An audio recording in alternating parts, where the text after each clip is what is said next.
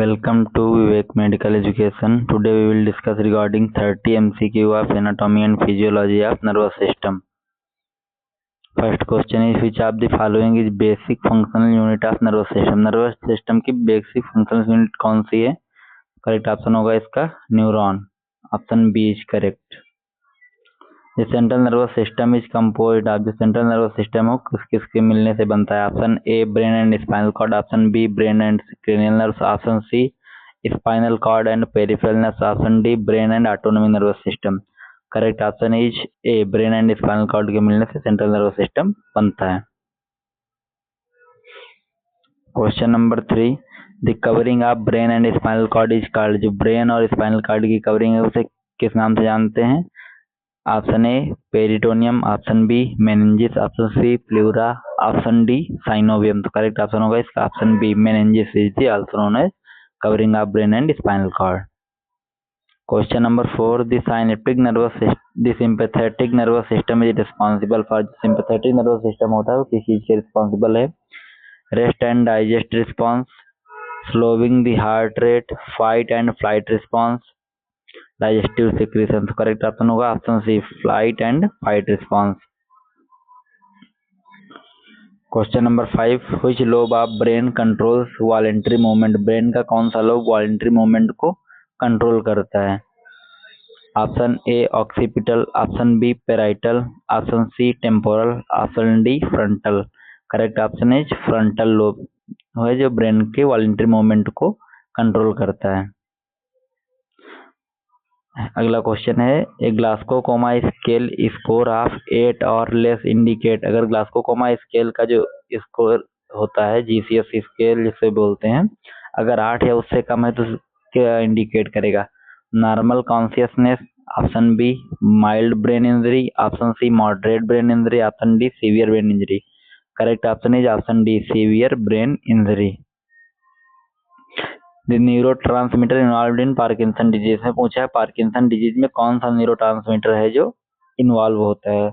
Option A acetylcholine, option B dopamine, option C norepinephrine जिसे नॉरेड के नाम से जानते हैं, ऑप्शन डी सेरोटोनिन. तो करेक्ट ऑप्शन होगा इसका ऑप्शन बी डोपामिन वो इन्वॉल्व होता है पार्किंसन डिजीज में. डोपामिन एक न्यूरोट्रांसमीटर है. Which diagnostic test evaluate electrical activity of brain. Brain की इलेक्ट्रिकल एक्टिविटी को कौन सा डायग्नोस्टिक टेस्ट इवेलुएट करता है? Option A ECG, option B EMG, option C EEG, option D MRI. ECG का फुल फॉर्म इलेक्ट्रोकार्डियोग्राफ से related क्या हो गया? हार्ट से पूछा गया ब्रेन का. EMG electromyograph related to skeletal system and muscle.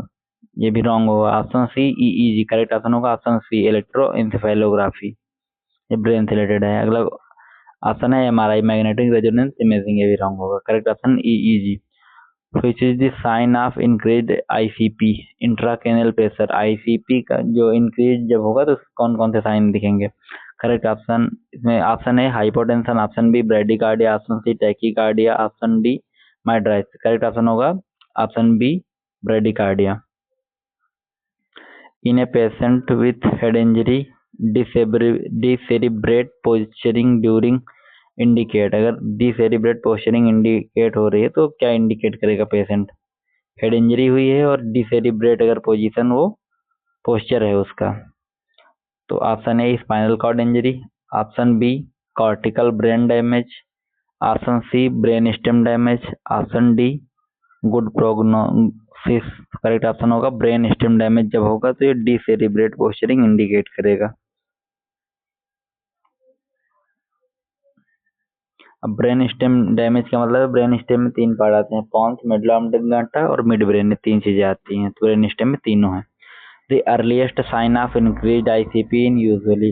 Earliest sign इसमें पूछा गया ब्रेडिकार्डिया था वहां पे, लेकिन अर्लीस्ट ब्रेडिकार्डिया नहीं होता है. तो इसका option A bradycardia, option B papilloedema, option C change in level of consciousness, option D vomiting.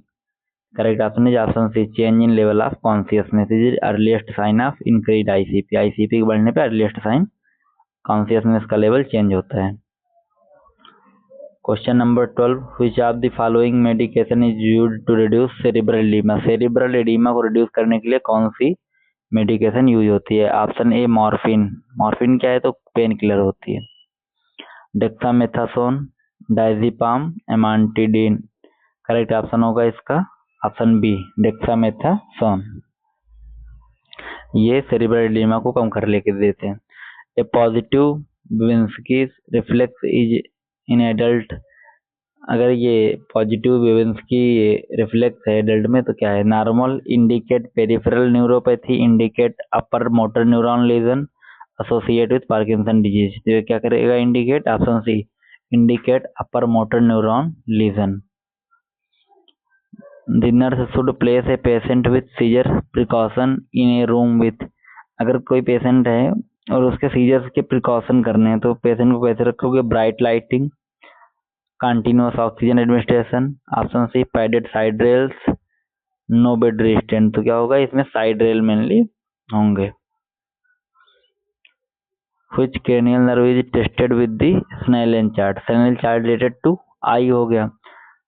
आई में कौन सी नर्व होती है? बस वही इसका करेक्ट ऑप्शन होगा। तो option A cranial nerve number 2 optic, option B cranial nerve number 3 oculomotor, option C cranial nerve number trigeminal, option D cranial nerve number 7 facial. तो करेक्ट ऑप्शन होगा इसका ऑप्शन ए ऑप्टिक, जो होता है वो स्नेल चार्ट में टेस्ट होती है ऑप्टिक नर्व का function.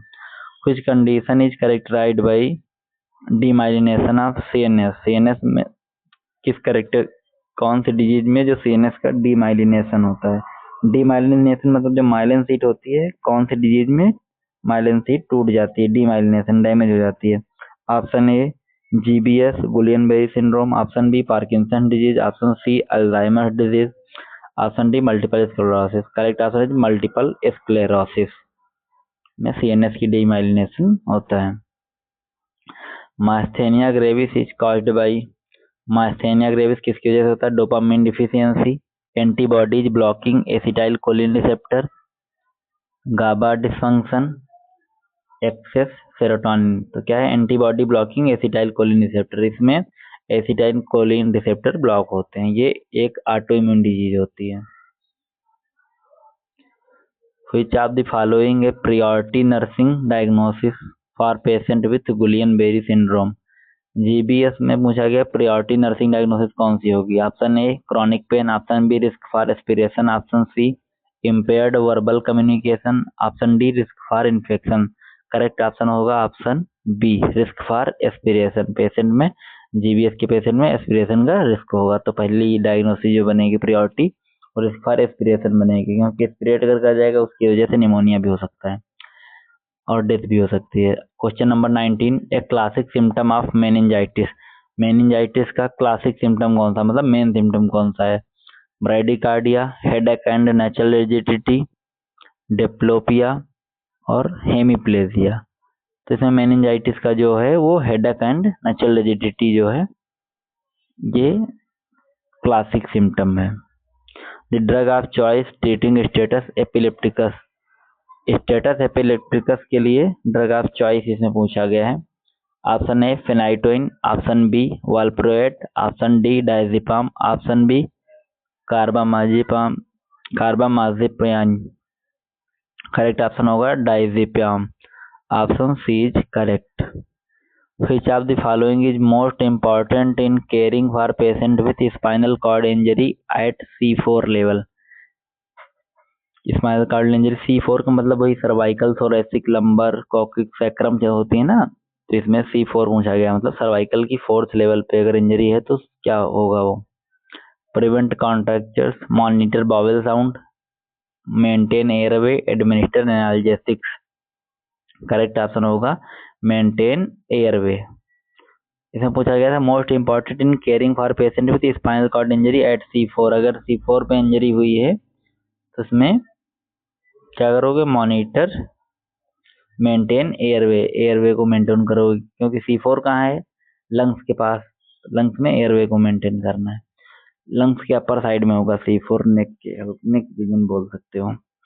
A lumbar puncture is contraindicated in, lumbar puncture जो है किस डिजीज में कंट्रा इंडिकेटेड होता है, किस कंडीशन में? Option A increased, option A multiple sclerosis, option B meningitis, option C increase ICP, ICP मतलब intracranial pressure, option D encephalitis. Correct option is increase ICP. Increase ICP में लंबार पंचर कॉन्ट्रा इंडिकेटेड होता है। A patient with right sided stroke will likely है, अगर patient जो है right side का उसको स्ट्रोक है तो क्या होगा? Option A aphasia, option B slow behaviour, option C spatial perceptual deficit और राइट साइडेड पैरालिसिस। तो क्या होगा? स्पेशल परसेप्चुअल बिहेवियर, इसमें परसेप्शन का जो है वो डिफिसिट होगी।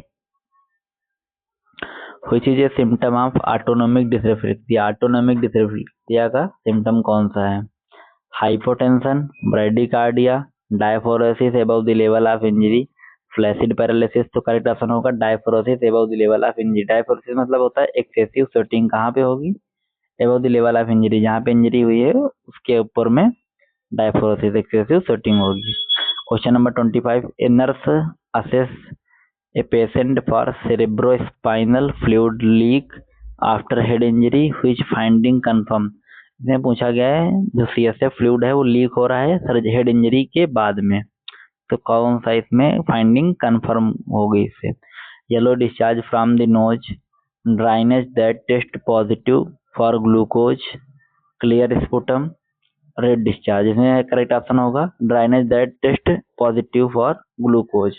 तो इसमें जो ग्लूकोज होता है इसमें भी होता है, जैसे ब्लड में लिखते हो RBS रैंडम ब्लड शुगर, तो ब्लड शुगर इसमें भी होता है CSF में। ब्लड शुगर जो नॉर्मल होता है वो होता है 70 to 110 mg पर DL, और जो इसमें होता है CSF में वो होता है 42 to 60 mg पर DL। अगला क्वेश्चन है which disorder cause ascending paralysis. इसमें पूछा गया असेंडिंग पैरालिसिस किस डिजीज में होगी, किस डिसऑर्डर में? Option A ALS, option B Guillain Barré syndrome, option C myasthenia gravis, option D multiple sclerosis. Correct option है GBS, गुलियन-बेरी सिंड्रोम में असेंडिंग पैरालिसिस होता है। Question number 27, common side effect of phenytoin is. Phenytoin का common side effect क्या है? Option A constipation, option B gingival hyperplasia, option C hyperkalaemia, option D muscle twitching. तो correct option is option B gingival hyperplasia. Gingival मतलब gingivitis related to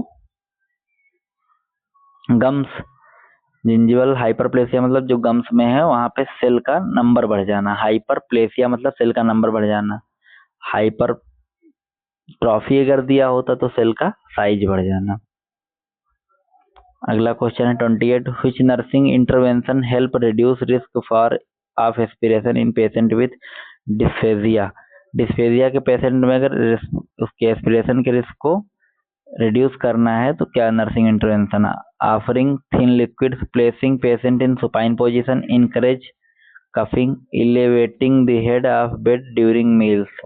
तो इसका correct option होगा option D, head को elevate करना है during meals, जब उसको खाना मील दोगे भोजन। What is purpose of mannitol in neurocare. Neurocare में जो मैनिटॉल है उसका पर्पज, मैनिटॉल मतलब डायरेटिक होता है, ऑस्मोटिक डायरेटिक, तो इसका पर्पज क्या होता है? तो promote sedative, reduce fever, reduce ICP, treat infection. तो करेक्ट ऑप्शन इज आईसीपी को रिड्यूस करता है। आईसीपी को कैसे रिड्यूस करेगा? क्योंकि डायरेटिक के रूप में वर्क करेगा, जो जैसे एडीमा स्वेलिंग कंडीशन है, एडीमा है बॉडी में, तब इसको मेनली यूज करते हैं। अगला क्वेश्चन है 30 नंबर लास्ट जो है, तो इसको देखते हैं कि साथ में like share and subscribe this channel. Which finding would most likely to observe in the patient with Bell's palsy. इसमें पूछा गया कौन सी कंडीशन इसमें है जो मोस्ट लाइकली ऑब्जर्व होगी बेल्स पाल्सी में? Slurred speech, ptosis, drooping of one side of face, rigidity of limb. Correct option है drooping of one side of face. ये किसका है? बेल्स पाल्सी में वन साइड का जो फेस है वो लटक जाएगा, ड्रूपिंग मतलब होगा लटक जाएगा। Like share and subscribe this channel.